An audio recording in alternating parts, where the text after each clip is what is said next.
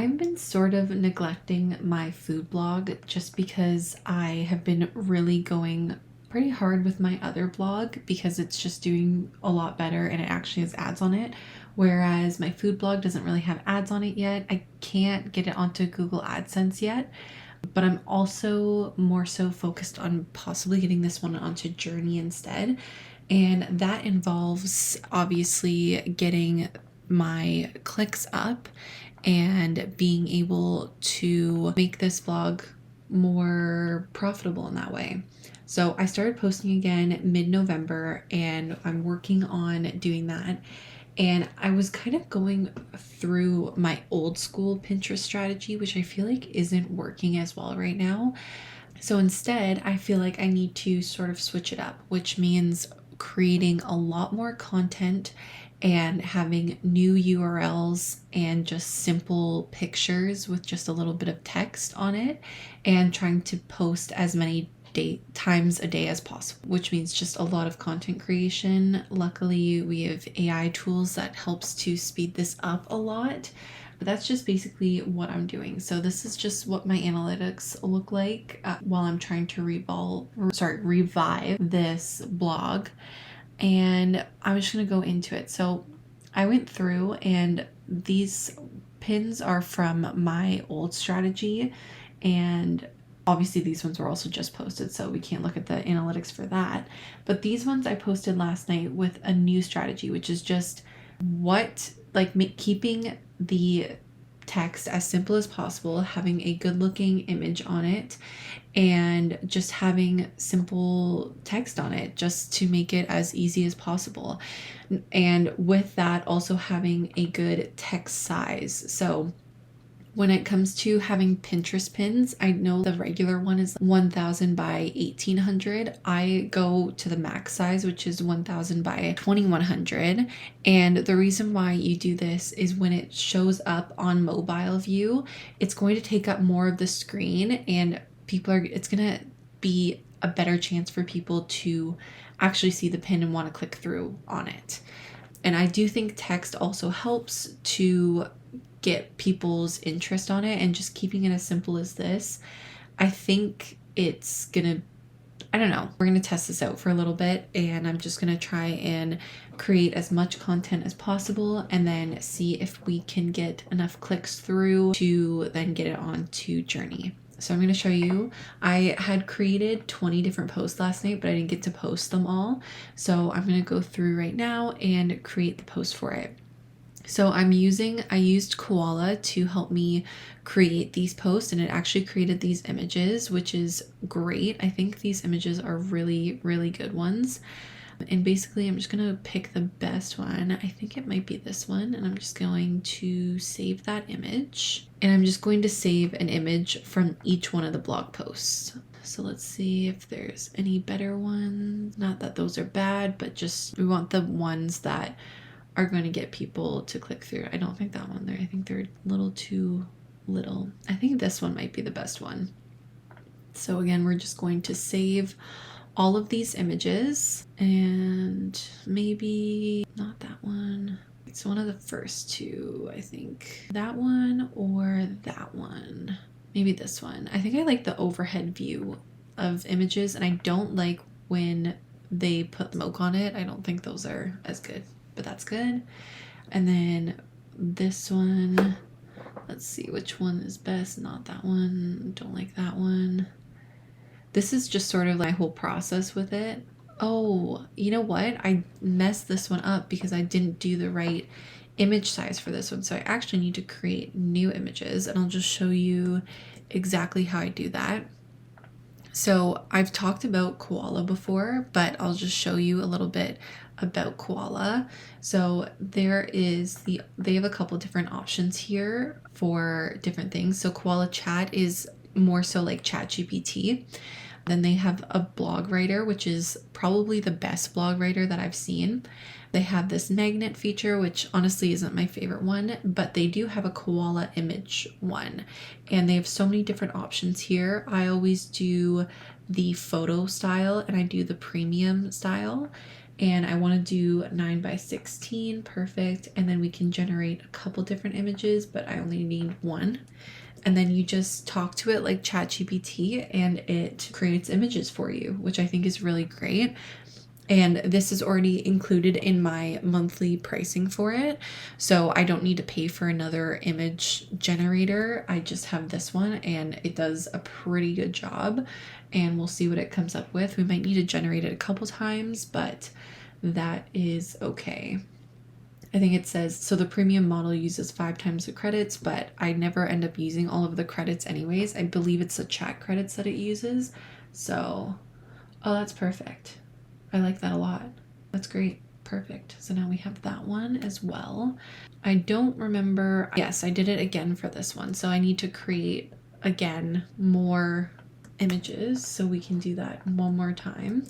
And then I think, yep, again, see, I totally messed that up yesterday when I was doing it. And because I was doing the bulk writer feature, which is another feature on Koala, and it's great, except I didn't change the image size for it. So it did these images, which are okay for blog posts, but I personally prefer more of a longer image. It just looks better on mobile, I think. That's a great image. Perfect. And then one more. Oh no, did I already do this one? What the heck? I swear this one looks like another one. Wait, I need to upload these to Canva to see what I've done so far. So I like using Canva to create this just because it's way simpler. Let's see what this does. Add those onto there. I have the lentils. I guess it was a meatball one, so we do need this one. So let's see if that one, not that image. We're gonna do the first image because the first image is the best one. So we have 1, 2, 3, 4, 5, 6, 7 different posts to create. And how many images do we have there? Let's see. Perfect. I think that's all of them. So we'll just, so basically what I do is I just have plain, easy to read text that will show up well on the image. And then I just add these on and just take the title here and add it onto there. And I just position this depending on where most of the image is. Obviously, I want this to be the main focal point of it. So I don't want to have the text over it like this. I want to have it up here so that when people are scrolling and they're normally scrolling down, they can read that and then they'll see the image, if that makes sense. So then we're just going to duplicate this and then change it to the next image, which is this one. And I can do this pretty quickly when I'm not doing like this. When I'm not teaching it, I can do it a little bit quicker, and I usually have it open on 2 different screens, but that's okay. This is still a pretty quick process. So then we do that, and we have the lentil soup or stew, I guess. I think these images look great. And then we have the meatball one, which I want to try this one actually. It looks so good to me. And these posts are great because it highlights the keywords, which is exactly in my strategy, which I talked about in a video that I did yesterday. It has the prep for everything and all the instructions for it. So these are really comprehensive posts and I like them a lot. Then we have this guy, which is the chicken. Where's the chicken? Oh my gosh, too many tabs open. There we go. And then we're just going to add that text to it. And hopefully I did all of this right. This is the pork, I think. Is that right? Yeah, I think so. 1 pot. Oh gosh, I gotta next time do this while I'm creating it. Oops, we gotta delete that. Sorry, duplicate that. And then we'll do that. And then there we go. Make it just a little bit easier. And then duplicate this one more time for... No, I already have the beef. What the heck? Did I do this wrong? I need the chowder. Did I not make one for this? Did I make a mistake and do this twice? No. Well, we need a picture for this one because these ones are going to be way too small. So we just add one more so that we can create another image for this one and then add it to Canva as well. And I think the text is good for Pinterest. I think text on images is always great when you can add it. I have been doing, oh, I don't like that one. Let's do like overhead view of, and see what it does. Because I honestly just don't really like when there's a chef in it or just a person in general, because I don't know. I just don't think it does well on Pinterest, because all Pinterest cares about, like the people on Pinterest, they just want exactly what they're going to get, which is the food, and they want to be able to see the food. So I don't blame them. That's what I want to do too. So once this loads, which is hopefully soon, it'll do. People who like seafood chowder will eat it anyways, so it doesn't matter. And then we can just upload this file, and then that's loaded. We just add it on there. And I like putting one pot in anything that I can. Just a tip for anybody who's doing the food blog. One pot is the best word, one of the best words that you can use on it, just because people love not cleaning up, and I'm also included in that. So I'm just going to download all of these pictures. Should be 7 in total. Perfect. And then we're just going to, let's see how much space. Oh, we have tons of space on Pinterest. I'm looking at this because Pinterest only allows you to do 100 pins in their native scheduler. So I would have had to use my other scheduler, but I'd rather just post this directly in Pinterest. And so we just go to create pin for ad, open up this template here, and then just have all of these images here. So then we're going to go to ChatGPT, and normally I would do keyword research for this, but I just want these images up there, and I think ChatGPT is going to be fine with just adding the keywords that we need to. So this is the prompt that I'm going to use. Write Pinterest titles and descriptions for each of these recipes.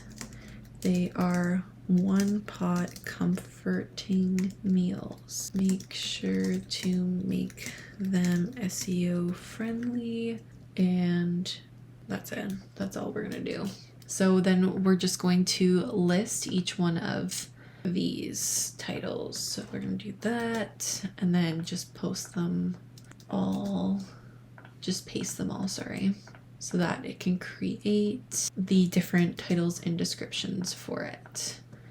And if you had quite a few different ones to do, then you can start doing this for all of them and just make it really simple and easy and straightforward. 1, 2, 3, 4, 5, 6, 7. Perfect. So then we're gonna let ChatGPT do its thing, and while we're doing that, we're just going to add the links for all of them. So that one was something, this one here, and then I'm just gonna close this while I'm doing it so that I don't accidentally mess up. Seafood, perfect. This one. So I think these look really good, these images. And my goal is to start posting 15 times a day and with unique URLs, which means creating a lot of content. But I think that's just what you need to do. I've been seeing and following a bunch of different people who are creating content or just talking about Pinterest marketing and blogging, and all of them are pretty much saying the same thing, which is like that unique URLs and posting a lot is what's winning on Pinterest right now. So that means being able to create content really quickly and being able to create a lot of content. Now, you can still win on Pinterest by not creating as much content. You're going to have more success and quicker success if you are creating content, more and more content is basically what I'm saying. I was watching one creator talk about her Pinterest strategy, which she was always in the opposite kind of, where is this one? Lentil soup. Sorry. I was watching one of my favorite creators, and so I actually bought her Pinterest course when I was first starting because I didn't know what to do. And it definitely helped me build the foundation to my Pinterest strategy. But now I am needing to up my strategy and just do more and more. And she had recently started a new blog. And in that new blog, she was doing the same thing where she was creating way more content. Now, she's not an AI lover, and totally understand if you also don't like AI. I completely get it. But she has been noticing that with her brand new blog posting more and more, she was able to get into Mediavine so quick. And that's exactly what the goal is to get into a good ad agency. And so that is what I'm experimenting with here, is being able to create content really quickly and being able to up that with Pinterest. Because for instance, this food blog here, I'm only on Pinterest with it. I'm not on anything else. I don't have any other social media, and I'm not really caring about Google because I don't think, honestly, food is just way too competitive, I think, for Google, for me, with this brand new blog with absolutely no domain authority. So there's no point in doing a Google strategy, in my opinion. Anybody else, if Google's your part of your strategy, you absolutely can do it. I'm just saying it's not part of mine. It took away the one pop word there, so I'm going to use that one.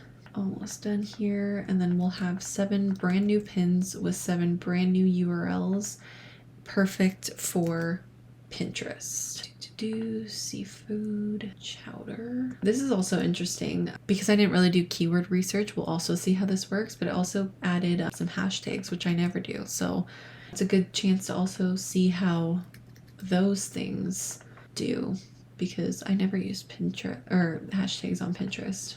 I also like being able to match and have the picture, because Pinterest does go through a human reading process, match the title and the description and have it all cohesive like that, because this is super, because I just think that it is better to have things be as cohesive as possible. And yeah, I just think that makes sense. Plus we have that exact same thing in the URL as well. So it's exactly what it says it is. All right, so now we have brand new pins going up with brand new URLs, and they look pretty darn good to me, in my opinion. And what I've noticed with Pinterest too is, so when I took a break from posting, I'll show you here. Actually, I'll go to the last 90 days. So you can see here, I was doing pretty well. When I first started this blog, I definitely had over 200,000 impressions, and I just couldn't keep up with it because I was working too much. And then I dropped off. It didn't die completely, but it was not doing well. And then as soon as you start posting again, it's nice that it can start doing well again. You can see here I didn't post any content for 2 months there. But what it also does is once you start doing new content again, it helps your other content that you posted months ago. It sort of gives them a revive, if that makes sense. I'll show you here. At one point, all of these things that I posted back in May or June when I first started this account had 0. All of these here said 0, had 0 impressions, 0 views. And it's nice once you start posting again, it starts reviving your old content and starts pushing these out as well. So you can see here, this one had 0, and now it's back up to 241 views, 2 saves, and 18 outbound clicks, or just pin clicks.